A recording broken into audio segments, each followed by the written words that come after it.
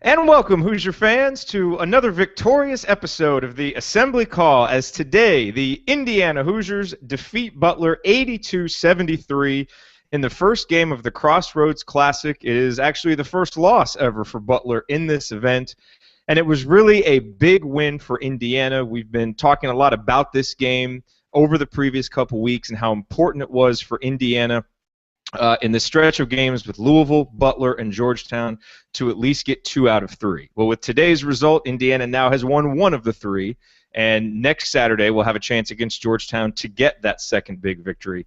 But what a win today for the Hoosiers. We are going to break it all down for you on this episode of the Assembly Call. I am your host, Jerod Morris. I will be joined today by Galen Clavio of Crimson Cast, who is kind enough to join us today during this holiday break. And today, to start it off for the banner moment, I think really this was a game where Indiana's upperclassmen, I say upperclassmen, I'm going to mention Troy Williams, he's only a sophomore. Maybe the best way to say it is Indiana's most experienced players paved the way in their biggest victory of the season. And this is a game Indiana won by 9. It was a game that felt closer than that. Butler came out at the start of the second half and really took control, had a 4 or 5 point lead, but Indiana battled back. And there were a couple points there, 5 or 6 minutes into the second half where things seemed a little shaky. There was one stretch where, Yogi had a really bad turnover and then led up an easy layup to, I think it was Barlow or Roosevelt Jones, one of those two guys, and I tweeted out, "Where's Yogi's heads at?" Well, from that moment on, Yogi helped lead this team back, and combined with Troy Williams and Hunter Mosquera-Perea and Colin Hartman and Nick Zeisloft, on a day when Indiana's freshmen, James Blackman Jr. and Robert Johnson, really struggled, just couldn't find their shot, really couldn't find any kind of rhythm in the game, the older players stepped up and led. And we'll talk about all of these guys individually, but I think when you look at what this game means for Indiana, I think it's so important that this team's veterans in the big games step up and lead. We know how important the freshmen are going to be, and they're 2 of Indiana's most talented players. The Hoosiers clearly need them playing well, most nights to compete against good teams. But tonight, when they weren't, their more experienced teammates stepped up, and that is what allowed Indiana to get this victory. So we'll break down the individuals, but overall, for the experienced players, just a terrific effort by those guys to lead this Indiana team to a victory. Okay, with that said, I will now turn it over to my co-host today, Galen Clavio, and we will get his initial thoughts on this terrific IU victory. Thanks, Jerod. I agree, an important win, one I think they really had to have, and, to me, the game came down to a pair of runs. The run that Butler had at the end of the first half that really took what at that point had been a very dominant performance by IU and put it somewhat in doubt and made it a touch-and-go game for a long time.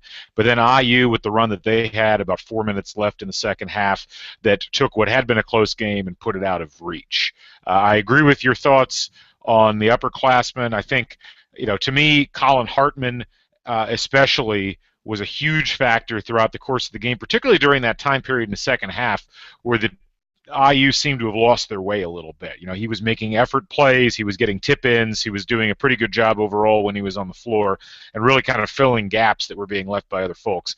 Obviously, Yogi had an outstanding second half, and I'm not surprised that he came back and played as well as he did, but I am gratified that he was able to come out, score 20 points, and really settle the team down at the times that they needed it. And then when we needed to take over there, with it really from about the 9-minute mark on, it really became his game. And so look, I think an important win for this IU squad, in as much as they needed to have a game where they struggled a bit throughout the course of the game and then were able to come out the other side with the victory, and they needed to have it happen against what I like to call a team with a pulse. And I think this Butler team does definitely have a pulse. They're not particularly great offensively, and I think that helped us out quite a bit. They actually ended up under 1 point per possession in this game. But they're a crafty team, they're a well-coached team, and they frankly couldn't deal with our athleticism or our ability to make plays down there in those last 5 minutes of the contest. So to me, that's a really positive sign moving forward.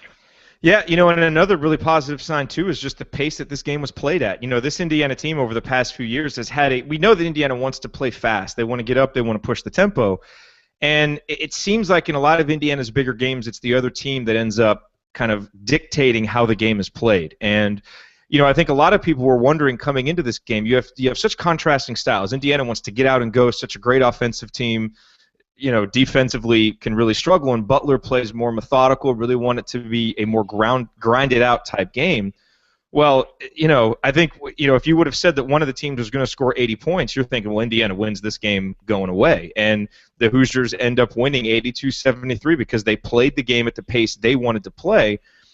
And the guy who really keyed that was Troy Williams. And so we're going to talk about all the individuals. We're definitely going to talk about Colin Hartman because I think his contributions were far more than what, you look at the box score, 8 points, 3 boards, 2 assists. It certainly seemed like Colin Hartman did more than that, but the player of the game for Indiana was clearly Troy Williams, who set the tone from the opening tip, was aggressive, and, aggressive in a way that I think made a lot of IU fans uncomfortable early. It made me uncomfortable early because he's flying in there, he's doing his little hook shots, he's, kind of being crazy Troy, but a funny thing happened that he threw up less wild shots, and he made more of the ones that he shot, and he turned the ball over less. And, I think we're starting to see Troy played, did not have a good game against Louisville, played really well against Grand Canyon, and we wondered if that would translate. And today it absolutely did. Troy Williams scores 22 points, has 11 rebounds, 3 offensive, 2 steals, 2 blocks, should have had 3, but one was called a goaltend, and it wasn't a goaltend. He was 9 of 17 from the field, even made a 3, 3 of 3 from the free throw line. I mean, it was as complete a game as you're going to see from a Hoosier player. And for one day, certainly made the Victor Oladipo comparisons well worth it. And what I love the most about what Troy did today is he absolutely set the tone for this team with his hustle. I mean, he played so hard, flew all over the court trying to get offensive rebounds and, even on defense. I thought Troy was absolutely outstanding. And he's such a fascinating player because there's just so much talent, so much ability in there. And we've known that if he can harness it, he can do such great things. And today, I thought he really harnessed it, and we saw the player that people think can eventually be an All-Big Ten player. We saw that guy today. The key for him, of course, is going to be consistency, but man, it's tantalizing when you see him play a game like today because he was outstanding. And even though Yogi led in the second half, Troy really, from start to finish, set the tone for this team overall with his effort. What do you think overall of Troy's play today? Yeah, absolutely. I mean, look, the thing with Troy is, it always comes down to if he's wild or out of control, is it still resulting in good things happening on the floor? And I think today there was no question that it was. It wasn't to me just that he scored 22 points and had 11 rebounds, but he was 9 for 17 from the floor. I think he was plus 18. So good things were going on when he was out there. Overall, and he didn't. There were a couple of moments, and I think you're going to get these with Troy regardless, where he rushed things a bit. But for the most part, he didn't cancel his good plays out with questionable plays. And to me, that's a huge step forward for him. Now, I think, he's playing against a Butler team that just really had zero answer for him from an athletics perspective. I mean, there was nobody on the floor for Butler that could come close to matching his speed, his agility, particularly along the baseline. And, I think back to that one sequence, I think it was about 7 minutes left, where we were trying to inbound the ball, and all of our players ran away from Yogi, who was trying to inbound. Troy had to run back to the timeline and catch a half-court pass, then just took about 6 dribbles in and shot the ball from 12 feet and made it. And Butler was like shocked that he was able to do that. When you get that sort of Troy Williams performance, I think it shows both when he's going up against players that can't match up against him athletically.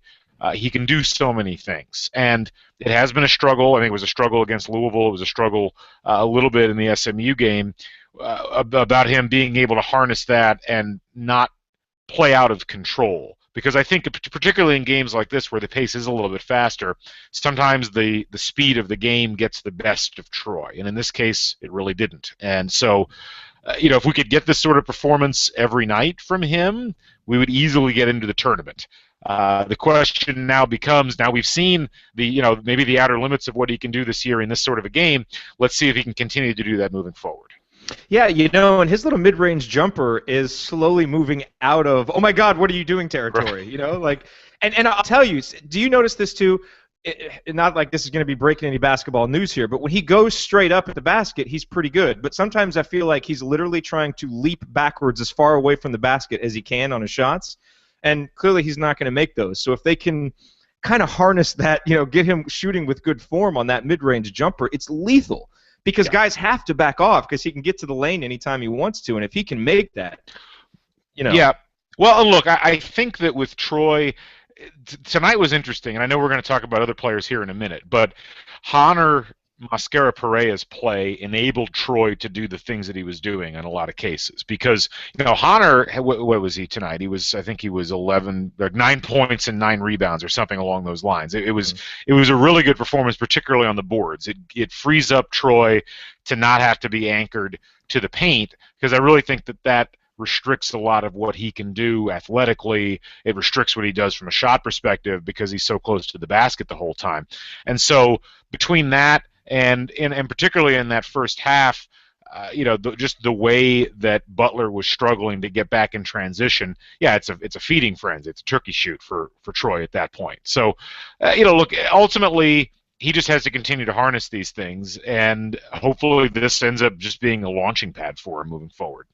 Well, let's talk about Hunter. You mentioned him. I have him for 8 points. I don't know what the final box was. It was 8 points, yeah. Yeah, 8 points. He had 9 boards, 4 blocks. Now he did have 3 turnovers, and he was -4 according to what I'm seeing, which I think more shows you the limitations of plus-minus on an individual game basis than says anything about him. Because frankly, I thought Hunter did a really good job. Not a perfect job by any means, but certainly I think we've seen him start to become a much steadier player. And ever since the emergence of Emmett Holt and that big game he had against Pittsburgh, I feel like Hunter's performances have been more consistent. And he's picking his spots on offense. But what I really loved about what he did today is he was more patient on defense. Not perfectly patient, but more patient on defense, which allowed him to alter shots. And he had the 4 block shots. He altered others, but he seems to be becoming a more mature presence on defense where he's not overreacting to a dribbler, but he's not underreacting either. And I think we've seen him battle those two extremes too much on defense. And today, instead of just standing there trying to take charges, he was actively altering shots, and and Butler tried to get the ball inside. And I thought Hunter's ability to make him think and to get those 4 block shots was really an important, because look, Indiana's defensive effort, teams have been having their best offensive day against Indiana. And Butler as a team, despite not being great on offense, they were scoring 1.03 points per game coming in, and Indiana holds them to 0.97. So I think that's probably the first time all year that Indiana's held an opponent under their average coming in. And I think a large part of that was Hunter. Yeah, no, look, I think having him in the post for extended minutes, he played 30 minutes tonight, which to me is miraculous. I don't know if we've seen him play that many minutes so far this season, but it definitely alters the way that a team like Butler operates down low. And, he didn't get into foul trouble, which was great to see. He, yes, he had the 3 turnovers, but I don't think that was that big of a deal in the big scheme of things. None of them stick out to me. I can't remember any of them right now, which is normally a good thing. It's a good thing with Hunter. And look, he didn't try to do more than what was given to him in the game. He only took, I think, 6 shots overall. He hit 3 of them. He got to the foul line once, I think, or maybe twice. And this was not the game for him to be the offensive player. This was the game for him to be the support player. This was the game for him to do things well defensively. And I think for the most part he did that. I will say that, again, a little bit similar to Troy, it was a situation where Butler really didn't have anybody that could match up against him physically, particularly when they were on offense and he was playing defense. He's just a guy that they probably haven't seen much of all season in terms of that type of player. But even with that, we've seen Hunter in those sorts of games where he's got a physical advantage and doesn't use it. And so to see him taking advantage of it the way that he did in this game, I think is a testament to him and his gradual maturation. To those of you watching, if you have questions, you can tweet them to us with the Assembly Call hashtag. We can pull them in here. Also, there's the YouTube video where there's a chat over there, so add your questions there too, and we will address them here in a minute. Let's talk real quick about Colin Hartman. Before the game, I said that if Indiana wins this game, it will be in large part because Colin Hartman does Colin Hartman things that help contribute to a victory. Not like that's really going out on some sort of limb here, because I think Colin's proven that how important of a player he is. But again, today, 8 points, 3 boards, 2 assists, but I think contributions that really go above and beyond the stats. Number one, Colin played 24 minutes today, and I don't have it in front of me, but I have to think that's the most minutes he's played, because he's been at a pretty strict 14 to 18 minute, somewhere in that range each game. And as recently as a couple weeks ago, Tom Crean was saying he's even limited still in practice. Well, today really seemed like the kind of game where he simply couldn't come off the floor in that second half. And you're right, when Butler made their little run there early in the second half, Colin made a few plays, whether it's a hustle rebound or just a hustle tip or a timely bucket. He does those little things that help you win games. He provides really what last year's team never had. The guy who can stop a run, the guy who can just kind of make that effort, kind of savvy type play that, he's obviously not an all Big Ten type player, but he's the guy that you win Big Ten titles with, if that makes sense. You need a guy like him, and so when you have a transcendent type athlete like a Troy Williams playing how he played, and Yogi, playing hero ball for a stretch there in the second half, but at a time when Indiana needed a hero, so it was okay and he came through, Colin Hartman was that other guy kind of filling the gaps. And I thought today we really saw how important his contributions are, which is why he never left the floor there late in the game. And, I know people are going to say that he should start and that kind of thing. I mean, I think he's perfectly suited for the role that he's playing right now. But just your overall thoughts on Colin's play, because I think he's a guy, you look at this box score, if you didn't watch the game, you'll just, kind of gloss over his name.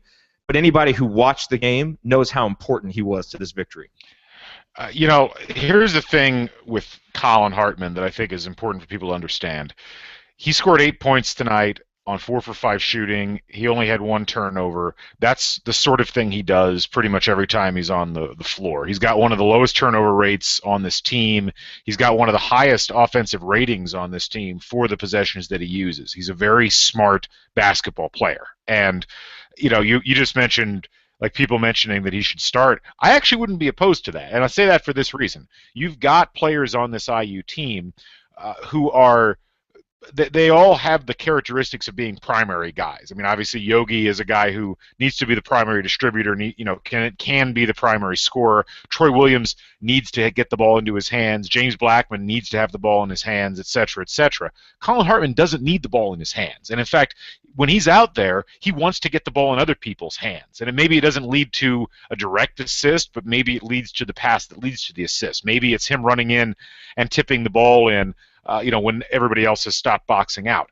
I think that part of the problem last year's team had, and I think, frankly, part of the problem that this year's team has had in games where they've struggled is when there's trouble or when it's a close game, we tend to throw all of our guys who can score out there, and we forget to put a glue guy out there to help facilitate everybody else. I mean, Hartman doesn't take that much off the table. He doesn't take that much off the table defensively, and he knows not to take ill-advised shots or throw ill-advised passes. So, I thought it was great that he got the amount of time that he got. He was plus 15 in this game, which was third best for IU in plus minus, and that's from a guy that didn't start the game, and didn't even play like the fifth most minutes. I think actually he did play the fifth most. He was 24 minutes on the game.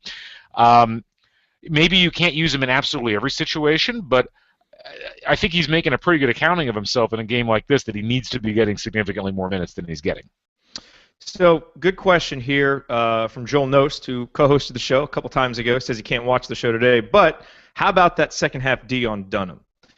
And I do want to talk about the defense on Kellen Dunham, because he scored 18 points in the first half, only had 5 in the second half. That was obviously a big reason why Butler's offensive efficiency went down. But I think, let's talk about that, but I also think it speaks to something larger, which is, I thought Tom Crean called a pretty good game in the second half. And I think it started with what he did at halftime, which is he sat James Blackman Jr. and Robert Johnson at the start of the second half. After, neither of those guys really played very well in the first half, and I don't think it was just that shots weren't falling. They just didn't seem quite in the game. I don't, it's hard to quite put my finger on it, but they just didn't seem like they were in the game. And we've, a lot of times Tom Crean has been reluctant to go to his bench in that kind of case, but Colin Hartman and Nick Zeisloff started the second half. Now, I know the immediate results weren't there because Butler went on a run to start the second half. But as the second half progressed, the defense on Kellen Dunham got better. I think, he kept Colin Hartman, kept Nick Zeisloft in the game there late, which is something we've been seeing more and more. I mean, late in the game, James Blackman Jr. continues to be a guy who is subbed out on defense while a guy like Nick Zeisloft is left on the floor.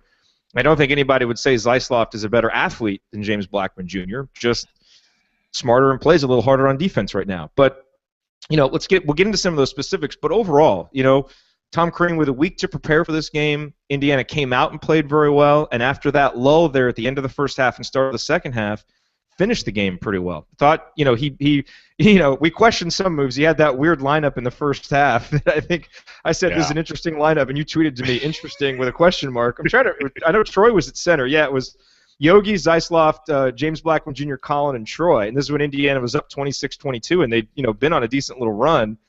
And Indiana went on a 9-3 run with the weird lineup. So, can't always judge it by just what happens in a couple minutes. But overall, I thought Tom did a good job today. I mean, I think he did an okay job. I think that, they started off pretty well. They had a pretty good idea what they were doing. I thought they lost their way, particularly on offense, from about the 2-minute mark of the first half until really about the 6-minute mark of the second half. I mean, there was a long stretch there where the offense just looked broken. And I think the defense for IU helped out a lot in counteracting that, and I do give Crean credit there. They had a pretty good defensive game plan.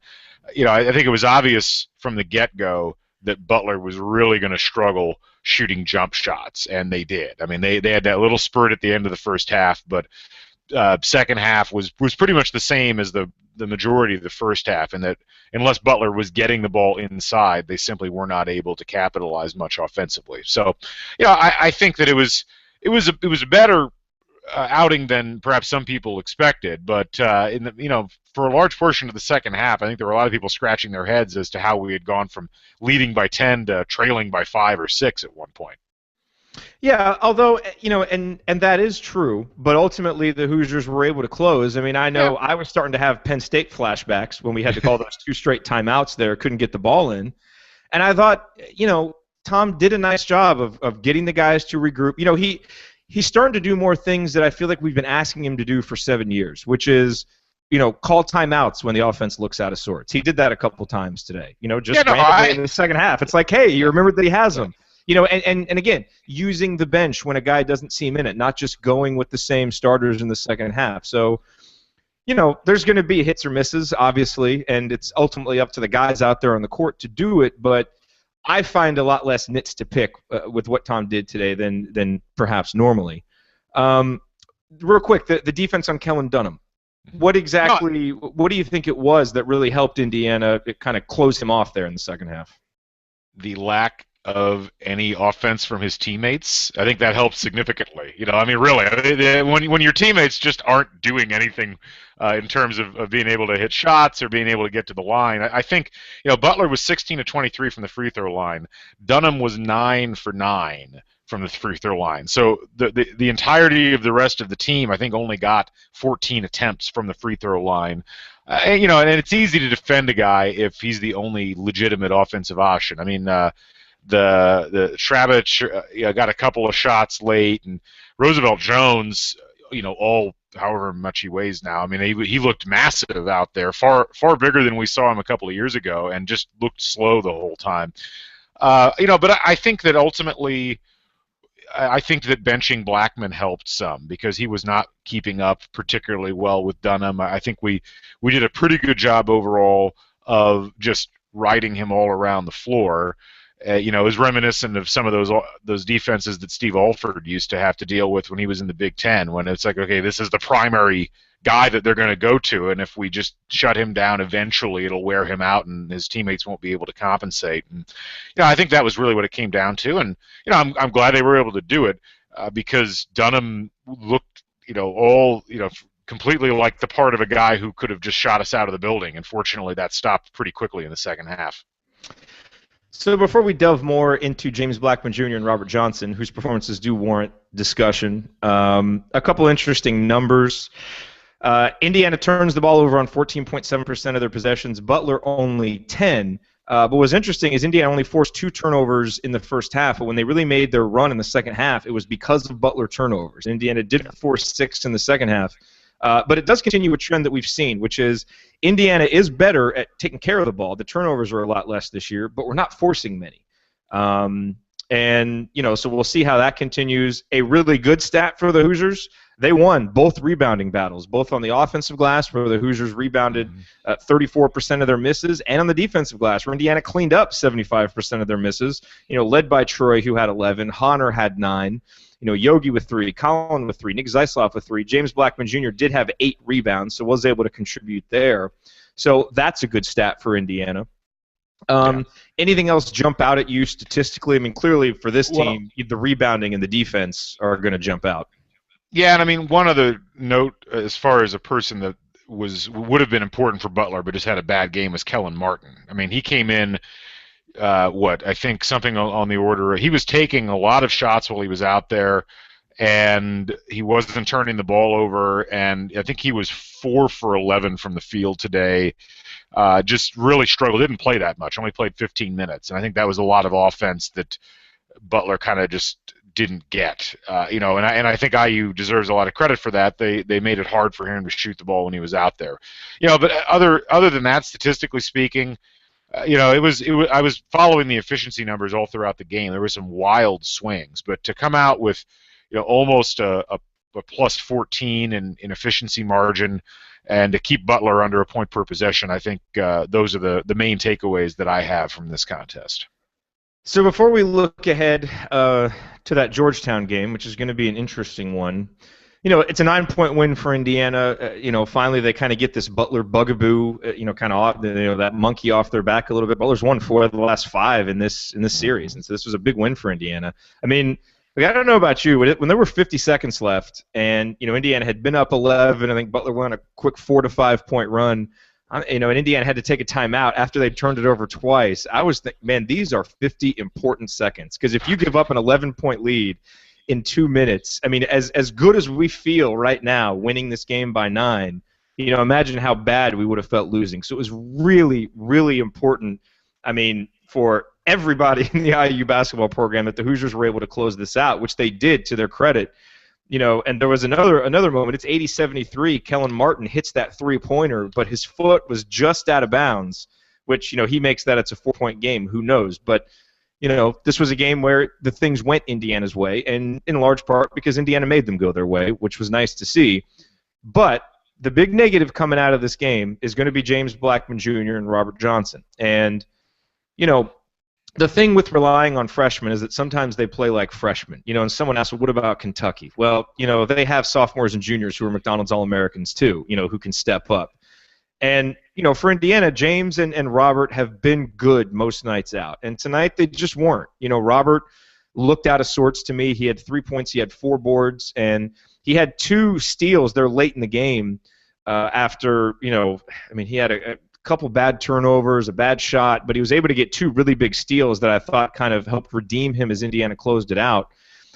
I was a little more concerned with James, and tell me if I'm kind of off base here. He was 2 for 12, and with like about 35 seconds left, he kind of drives in, takes that wild shot when really Indiana should have just been holding the ball. I get the feeling from him sometimes, even in first halves, that when he's struggling, he kind of did the kind of hang the head thing a little bit in the first half, and I thought he would come out in the second half and play really well. I predicted he'd have 12 points in the second half. That prediction proved horribly wrong. Yogi did what I thought James was going to do. But I get the feeling sometimes like he gets into an I got to get mine on offense type mentality, and it sometimes takes Indiana out of what they want to do. And that's just, my view kind of watching it on TV, and I thought it hurt Indiana at times today. And, though James was able to help with the rebounds, I thought they were, for a guy who's supposed to be the best offensive player on the team, even as a freshman, we had a great offensive day in spite of him. And it's not just missing shots, it's the kind of shots he took today, which I thought a lot were more out of frustration than his typically kind of smart offense that we see. You agree with that at all? I mean, I guess a little bit. I think part of this is due to the somewhat nebulous roles that we've got players assigned to on this team, and I say that from this perspective. Is James Blackman supposed to be our 2 guard, our shooter, our primary scorer when he's out there? Is he just supposed to be another cog in the offensive machine? I look at it as him being a shooter and wanting to shoot himself out of a slump, because that's really what you're supposed to do. And yeah, he didn't have a good offensive game. There's no question about that. I'm not overly concerned about it because he's obviously got the talent to have good offensive games, and I'm also not concerned about it because he did try to contribute in other ways. He had 8 rebounds in this game, including 2 offensive boards that were important. He didn't turn the ball over. He, despite going whatever he was, 2 for 12 from the floor, he was still a plus 11. Which, I mean, that tells me something. I mean, he was still making effort out there on the floor. He's going to struggle at times, and I don't know. I still don't know that we have the offensive ability to be able to say, oh, if James isn't hitting, he should just not shoot, because other people would do that. Because I think I'd have to go back and look at when the shots happened, but a lot of those shots were taking place, if my memory serves, during that stretch in the second half when everybody was having trouble hitting baskets for IU. I mean, it wasn't until Yogi really started to get off the schneid around the 10-minute mark that the offense centered around him. So I'm not really that concerned about it. I think that with Blackman, you're just going to have up days and down days, and I think it's the same thing with Robert Johnson. I think it was probably a good thing for us that we didn't need them in this contest, because this is the sort of game that freshmen are going to struggle in. Games against well-coached teams that play slower and more deliberate paces and use things other than brute athleticism. And so it's something that we'll have to watch. But I again, and we've talked about this before, this is the struggle we're going to have if we're relying solely on those two to produce big numbers in every game. This is why you have to have Hartman and Zeisloft and Hotzel able to produce, because there's just going to be some games when one or both of the freshmen aren't going to be able to do what they've been doing against the lesser competition in the non-conference. Well, and look no further than 2 years ago against Butler. I mean, I think Yogi was brutal that day, and I think he actually led us in field goal attempts. And Andy came on here, was just ranting about how Yogi's shooting too much, turned the ball over. He just did not have a good game at all. And of course, flip the script 2 years later, and Yogi's just terrific in the second half and leads us to victory. Yeah. I guess here's the thing with James, to kind of close this. I guess it's not so much that he's shooting. It's that I feel like sometimes when he's struggling offensively like today, I'd like to see him kind of use his teammates more and allow the game to come to him more, let guys set him up, instead of, I just get the feeling sometimes like he's taking it and I'm going to get my shot. And maybe I don't know these guys, right? Or not in practice with them, don't really know them as players. Maybe that's how he gets going, is he's got to take it and drive to the bucket and that kind of thing. So, no, I don't think it's anything to get too concerned about, because he did contribute in other ways, and Indiana did win the game by 9. But I think maybe that's something he'll learn, that when you have guys like Yogi, and on a day like today when Troy's really getting to the basket, he's such a good shooter. I'd kind of like to see him maybe get himself open for a shot off a pass to get going, instead of today where I really just thought he was trying to do everything off the dribble, and and against a team like Butler, that's going to be really hard to get your offense going. He was 2 for 12 today. Of those 12, he was 2 for 7 on what were classified as layups.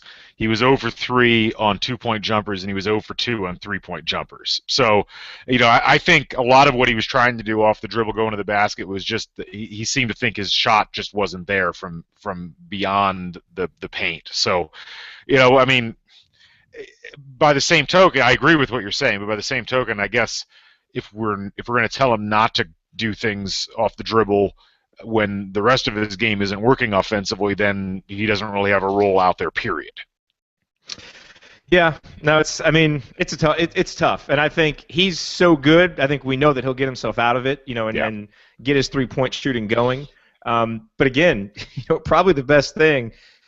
Imagine coming on here 3 weeks ago and being like, oh, yeah, that Butler game you guys really want to win? Blackman's going to, make 2 out of 12. Johnson's not really going to do anything. Holt's going to play 3 minutes, and you guys are going to win by 9. Right. I mean, it's amazing how much things change, because back in the Pittsburgh game, Emmett Holt was the savior sent here to, provide a post presence. And a funny thing has happened is that Hunter Perea has kind of turned into that guy that we all thought Emmett Holt was going to be. And I don't know if he needed that motivation, whatever, but it's been nice to see. Okay, let's indulge in a little bit of IU fan excitement, post-game win excitement here from Hoosier Bro. If we beat New Orleans and Georgetown, we have to be ranked, right? Let me go over to you with that, Galen. I mean, I think it should be safe to say that Indiana will beat New Orleans, a team that is currently 305th according to Ken Palm, and Georgetown is 25th. And so what do you think? I mean, not that rankings really matter, but more importantly, how important is it to beat Georgetown just for Indiana to set itself up well heading into Big Ten play?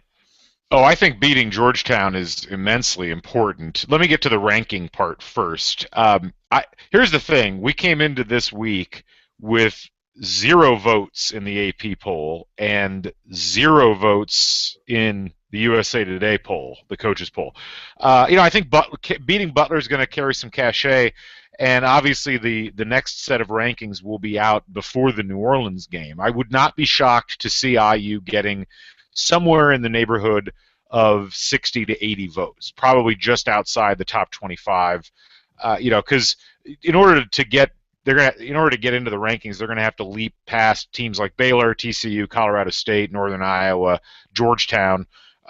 So I think that it's going to take another win, probably against Georgetown, to get us into the top 25. And I think if they beat Georgetown, they should be in the top 25. I mean, that'll be a pretty good win on the resume for them. And to me, the Georgetown game ends up being the most important potential win at this stage in the entire non-conference, because I look at this Butler team and I realize they're ranked, and I realize they've beaten a couple of good teams so far this season, with the win against North Carolina and also the win against Georgetown earlier on down in Atlantis. But I'm still not totally sold on them being able to have the sort of success they're going to need in the Big East to be an ironclad lock for the tournament. I mean, they've got some weaknesses. I mean, they started off well out of the gate. I don't know how they're going to handle a conference that, frankly, looks pretty tough right now. I mean, if you look at the teams that are in the Big East, between Villanova and Seton Hall, who's looked very good, St. John's, who's looked very good, Xavier, who's actually looked pretty good. It's going to be interesting to see where they fall. Let me put it that way. And then this Georgetown team is obviously in that conference as well. Georgetown, to me, because it's a neutral site game outside of Indiana, a win in that game is going to carry a lot more weight with the committee than even the win tonight versus Butler will. And I think that's what the committee has wanted to see out of any team, is the ability to go on the road in a true road environment, not kind of a half and half sort of thing like we had tonight, or at least a true neutral court environment as opposed to a half and half, and put yourself in a position where you can win that game against a good opponent. And I think if IU does that, that puts them in a really good position for an NCAA tournament berth, and at least consistently hanging around the bottom reaches of the top 25 for the remainder of the season. Yeah, and if you want to feel better about this Butler game, or about the Georgetown game, Butler beat Georgetown 64-58, which is obviously a good sign. Georgetown, a very similar team to Butler. I mean, they're a much better offensive team. I mean, they're 23rd ranked on offense, but also they're much bigger too. Yeah. Well, so that'll prove to be a challenge. Okay, but how excited are you to go to Ken Palm tomorrow and see what the updated win-loss record is? I always love that after Indiana wins, to go there and see. Yeah, I know. Well, it'll probably be updated here within about an hour or two. He's been doing that pretty regularly. I would guess at this stage, given the really close probabilities that are out there for a lot of these games, I would guess it probably bumps up at least one win in the conference to 10-8 and then 19-12 overall.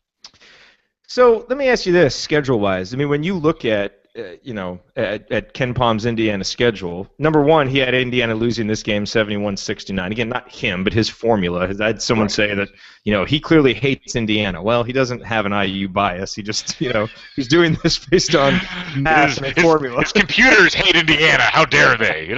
Yeah, but you look at it. And starting from this game, he had Indiana losing 5 out of 6, winning that New Orleans game, but losing to Butler, losing to Georgetown, and then starting out 0-3 in the Big Ten with losses to Nebraska, Michigan State, and Ohio State.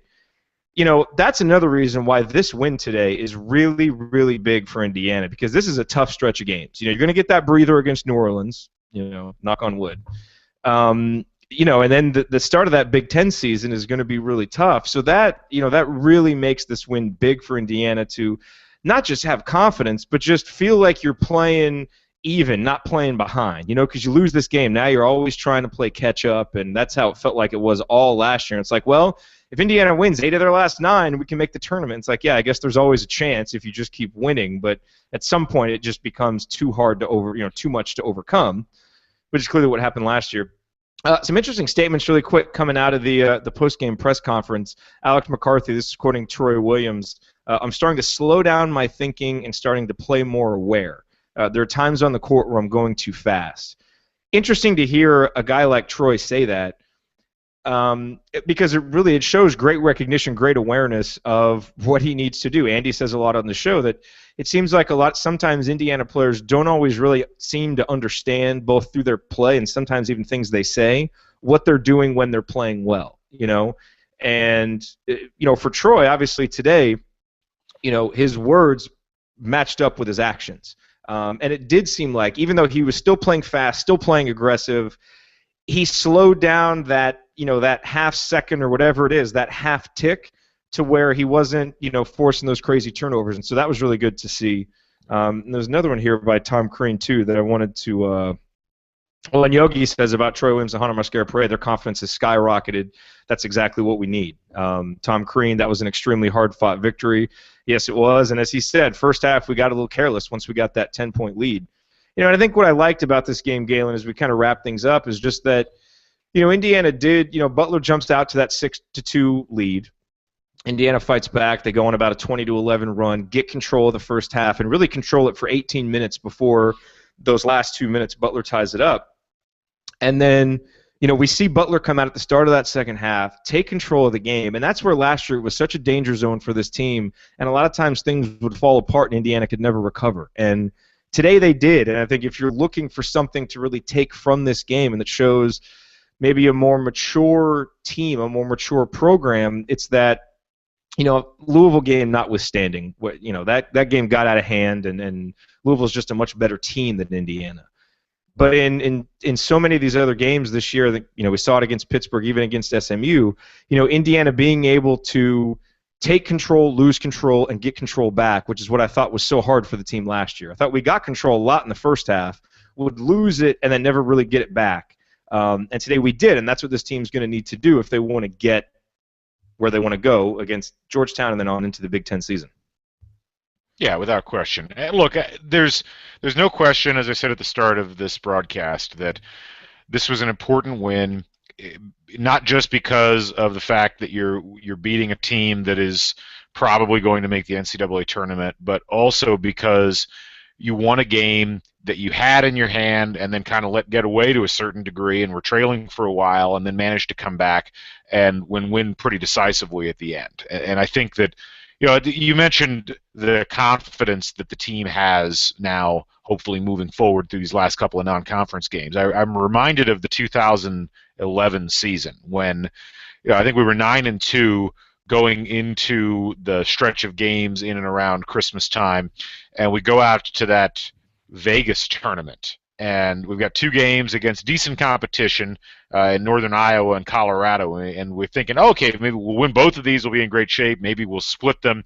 We ended up losing them both, and I think we got off to an 0-4 start in the conference, and everything went off the rails from that point forward. And that was the first real inkling that maybe we were going to struggle in the Big Ten, was losing that Northern Iowa game. And so it is neat in a game like this, and when what sounded like a good environment where it wasn't all IU fans, to be able to come out, win this game, and put ourselves in a position now where you've canceled out the Eastern Washington loss and then some. You've got a chance against Georgetown to pick up another good win, and you got a chance to really get the Big Ten season off on the right foot. So no complaints with any of that, and I think that you obviously you'd want to be undefeated. That would be the great thing. But given the limitations that we know that this roster has and this team has, you have to be feeling fairly good about where they're at and what they can still do and what sorts of things they can improve on moving forward. Holy hell! Did you see Kentucky was up 41-7 against UCLA at halftime today? Dude, I've had that game on in the background. It's just been obliterating. I mean, it's just been crazy. Holy moly. I don't know. Maybe Right I now, mention it's 79-37 right now. So that's a comeback, I guess, for UCLA. All right, so I guess not everybody in the Indiana family having a great day today as Steve Alford's team is taking its lumps against the Wildcats. My God. Holy moly. Yeah, I mean, in terms of final thoughts, hey, Indiana wins 82-73. I do look forward to a day in the future, hopefully it's the near future, when, how do I put this the right way without being disrespectful, where a win over Butler isn't this big of a deal. And I know that's going to sound disrespectful, and I guess in a certain way it is, because it's that kind of IU elitism where we think that we kind of run basketball in this state, but history will back us up. And I think it's Butler, but it's also, I think, a sign of respect for Butler, because it's not just any Butler team. I mean, they're a good team. They're a legitimate, NCAA tournament contending team. But, Indiana is the one, you look at recruiting rankings of guys coming in, there's no real comparison. This is a game Indiana should win by 9 points. And so I do look forward to a day where there's not quite the twinge of surprise in Indiana winning by 9 that there is right now, that's more what is expected. But when Butler has beaten you 4 out of 5 times, and when they've had more success recently, I think a game like this, it is important in so many ways, and so it's a big win for Indiana, and hopefully the first step towards, kind of getting back to the alpha dog status in the state, which we thought we were back to with the whole we're back stuff a couple years ago, but how quickly that can kind of slip. But all in all, just a really nice victory for Indiana today, 82-73. Did all the things we wanted to see them do coming into the game. They rebounded. They played tough on defense in stretches. The veterans really stepped up. And again, if we didn't talk about Yogi enough today, a really nice job by Yogi. He finished with 20 points. He had 3 boards, only a couple turnovers, and really, for a stretch there when Indiana was really struggling on offense, struggling to get points, Yogi stepped up, and last year we saw him have to play a lot of hero ball just because there was no one else there. And I know people at times have thought he's done a little too much hero balling, even at times this year. But I think sometimes your team needs a hero. They need someone to step up, a leader, and I thought Yogi did that without overdoing it. So a really nice job by him. Nice job overall by all the Hoosiers getting this victory. Again, any other final thoughts before we close things up here? Just happy to see the guys who have struggled with consistency be consistent, Troy and Honor, and happy to see Colin Hartman get as many minutes as he did, and I hope all 3 of those things continue as we move forward. Yes, absolutely, and hopefully the winning continues too for Indiana. They play New Orleans on Monday, and then Georgetown next Saturday. We'll be here with another show after the New Orleans game, and of course after the Georgetown game.